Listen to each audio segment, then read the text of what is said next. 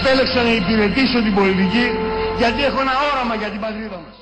Το 2004 δεσμευτήκαμε για την εξυγίανση της οικονομίας, τη δυναμική ανάπτυξη, τη βελτίωση της ζωής των οικονομικά ασθενέστερων. 2-3. Λέμε μόνοι μας ότι είμαστε οι πιο κλέφτες, οι πιο αυτοί και αρχίζουμε τώρα μάλιστα με την εξεταστική θα πάμε και πολύ πίσω να δούμε και ποιοι ήταν και στο παρελθόν πιο κλέφτες από τους κλέφτες και ποιοι είπαν ψέματα. 1, 2, 3. Πού θα βρείτε τα λεφτά?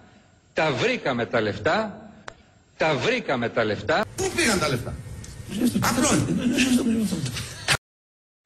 Συγκινούμε ειλικρινά όταν άνθρωποι του Μόχθου με πιάνουν στο δρόμο και μου λένε για την πατρίδα και το μισθό μου να θυσιάσω.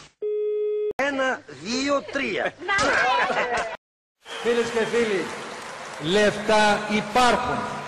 Λεφτά υπάρχουν. Τα ταμεία είναι άδεια. Όταν λέμε είναι άδεια, είναι άδεια. Δεν υπάρχει σάλιο. Πώς να σας το πω αλλιώς? Εγώ τίποτα παραπάνω δεν έχω να σας πω. Να ευχηθώ καλές γιορτές.